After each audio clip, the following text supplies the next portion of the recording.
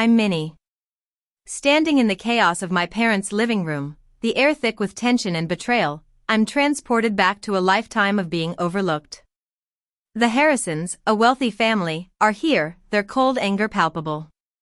My mother is sobbing on the sofa, my sister, Lily, is furious and terrified by the window, and my father is sweating through his shirt in the middle of the room. My family was once seen as the picture-perfect unit. My father, Henry, was a well-known lawyer in town, always dressed in a sharp suit and with a smile that could charm anyone. My mother, Victoria, was a socialite, hosting elegant dinner parties and charity events. And then there were Lily and me. Lily was the center of the universe in our family. She was 22 years old, beautiful, and had a magnetic personality. I was 24, the quiet one, always in her shadow. Growing up, I quickly learned my place. I was the one who didn't cause trouble, the one who did well in school without much fuss. I remember my 12th birthday. I had been dreaming of a new art set, something that would allow me to express my creativity. But when I opened the present, it was a set of books on history. You need to focus on your studies, Minnie, my father said. Art is just a hobby. Meanwhile, for Lily's 10th birthday, she got a brand new pony. She hadn't even asked for it, but it was just given to her because she was Lily. I threw myself into my studies, thinking that if I excelled, my parents would finally notice me. I graduated from college with honors, but when I brought home my degree, my father barely looked up from his newspaper. Good job, kid, he said. Keep it up. On the other hand, when Lily barely passed her fashion design course, my parents threw a huge party for her. But there was one thing I held on to, the wedding fund. When I was 18, my father sat me down and said, Minnie, I'm starting a savings account for you and Lily. When you get married, you'll have a beautiful wedding, I promise. I believed him. It was the one thing that made me feel like I was as important as Lily. I met Ethan at the local art gallery where I worked as a curator. He was an architect, calm and kind. He saw me for who I was, not just as Lily's sister. When he asked me out, I was hesitant at first. I wasn't used to being the one chosen. But he was patient, and we fell in love. 2 years later, Ethan proposed. It was a perfect moment, just the two of us in a park under a starry sky. I felt like I was finally stepping into my own life. We called my parents that night. That's nice, dear, my mother said, her voice lacking enthusiasm. Let me put your father on. My father was a bit more positive, but I could tell he wasn't really excited. Before we could start planning our wedding, Lily announced her engagement. She had been dating a rich heir, Max, for only 3 months. Max's family owned a chain of luxury hotels. Lily posted a picture of a huge diamond ring on social media, and suddenly, all the attention was on her again. When we went to my parents' house to discuss our wedding budget, the atmosphere was tense.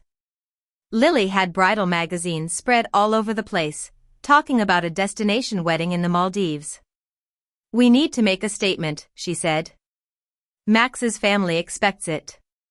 My mother nodded in agreement. I finally gathered the courage to ask about the wedding fund. Dad, Ethan, and I were looking at some nice venues. We were wondering how much is in the fund, I said. My father looked away, his face uncomfortable. There's no fund, Minnie, he said. We gave the money to Lily. She needs it for her big wedding. I was stunned. But you promised, I said, my voice trembling. I worked so hard, saved my own money, believing in that promise. My mother jumped in. Lily is marrying into a wealthy family. We can't let her look bad. You can always save up on your own. Ethan stood up for me. This is unfair. You've been lying to Minnie for years, he said. My father snapped, this is family business. You don't understand. But Ethan didn't back down. It's a corrupt business. You've betrayed Minnie. We left that night, my heart broken. For days, I was in a state of shock. I couldn't believe my parents would do this to me. But Ethan was there, trying to comfort me. He said, "We'll have our own wedding without them." A week later, Ethan came home with a laptop in his hand. "Minnie, you need to see this," he said. It was an email chain between my father and Max's father. My father had promised to pay an additional $48,000 for the catering and entertainment for Lily's wedding. He wrote that I had agreed to sign over my portion of a non-existent family trust to ensure the money would be available. I was furious. "He's using my name to lie to them," I said. "He's going to try to make me take out a loan." Ethan nodded. "This is financial abuse, Minnie. We need to expose him." We printed all the evidence and waited. For 3 days, I ignored my parents' calls and texts. They were getting desperate, but I was done being their doormat. On Thursday, my mother showed up at my work. She was frantic, her hair a mess. "Your father is in trouble. We need you to sign for a loan," she said. I looked at her, seeing her for who she really was, a selfish and entitled woman. "I'm not signing anything," I said. "You stole my wedding fund and now you want me to take on debt for Lily's wedding?" My mother got angry. "You're being selfish. This is for the family," she shouted. I stood my ground. "I've been the good daughter for too long. I'm done." I called security to escort her out. On Tuesday, we got a text from my father asking us to come to the house. The Harrisons were there, demanding answers. We walked in, and the room was in chaos. Lily was screaming at me to lie and say the money was coming. My father was begging me to save him. I looked at him and said clearly, "There is no money. You lied." Ethan then placed the folder of evidence on the table in front of Max's father. "These emails show that Robert lied about Minnie having a trust fund, and he took $25,000 of her savings for the venue deposit," he said. The room went silent. Max's father looked at my father with disgust. "You lied to me," he said. "This is fraud." Lily started to deny everything, but Max saw through it. "You knew, Lily," he said. "You've been demanding all these expensive things knowing your family was struggling." Max decided to call off the wedding. Lily was furious, blaming me for ruining her life. My mother told me to get out of the house. But I didn't care. I was finally free. We moved to a new apartment near the beach. We planned our wedding on a budget.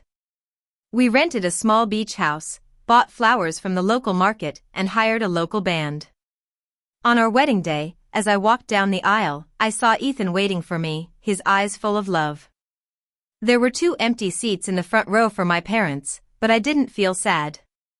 I had Ethan, and that was enough. 3 months after our wedding, I got a message from a friend. Lily's Instagram was full of rants about her broken engagement.